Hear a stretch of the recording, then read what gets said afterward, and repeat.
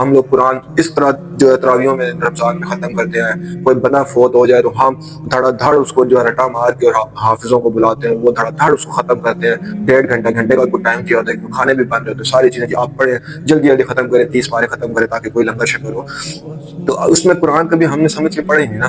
بات تو یہ ہے کیونکہ قرآن کے اندر کتنی جگہ پہ آ رہا ہوتا ہے کہ میں منافقین کو جہنم میں پھینکوں گا, یہ شخص لوگ جھوٹے ہیں, نشانیاں بتا رہے ہوتے ہیں, پھر بتا رہے ہوتے ہیں کہ جو لوگ یہ کام کرتے ہیں ان کو ایسی سزا ہوگی. پھر اللہ پاک کہتا ہے بار بار قرآن میں فرماتے ہیں کہ یہ دنیا دھوکا ہے, یہ دنیا دھوکا ہے. میں نے ایک ڈیلوژن بنائی, ایک ڈیلوژن قسم کی دنیا کریٹ کی. مومن کے لیے اصل جہاں آگے ہمیشہ کی زندگی آگے, ہمیشہ کی زندگی آگے, یہاں پہ رٹوں پہ رٹے ہر بندہ قرآن پڑھی جا رہا ہے اور کہتا ہے نور آ رہا ہے, نور آ رہا ہے, مجھے سکون مل رہا ہے, مجھے تسکین مل رہا ہے. دنیا کی ہر چیز سمجھ کے پڑھتے ہیں. قرآن کی باری آتی ہے تو ہم کہتے ہیں اللہ پاک جو ہے رحیم و کریم ہے, اللہ پاک ہمیں معاف کرے گا, اللہ پاک ہماری بخشش کرے گا.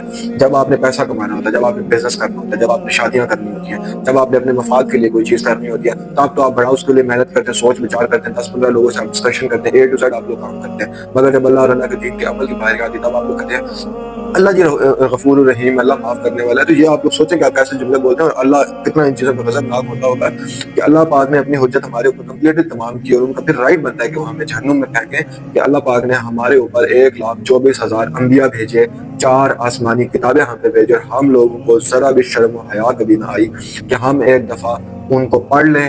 انہوں نے جو ہمارے اوپر اپنے محبوب حضرت صلی اللہ علیہ وسلم جو ہے ان کو ہمارے اوپر بھیجا, اور انہوں نے پوری زندگی ہمیں تبلیغ کرنے میں, پوری ان کی زندگی جو اسوہ حسنہ ہے ایک مسلمان شخص کے لیے, ہم ان کی زندگی سے لیتے ہیں اور لے بھی سکتے ہیں.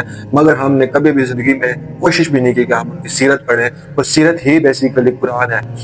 حضور پاک صلی اللہ علیہ وسلم پہ 23 سال قرآن نازل ہوا, تو سیرت جو حضور پاک صلی اللہ علیہ وسلم کی پوری ایک بایوگرافی ہے وہ ہی بیسیکلی قرآن ہے. جب آپ سیرت پڑھتے ہیں تو آپ کو پتہ چلتا ہے کہ کس کس موقع کے اوپر کون کون سی قرآن کی آیت نازل ہوئی, اس کو آپ اپنی زندگی کے ساتھ جو ہے کنیکٹ کر سکتے ہیں.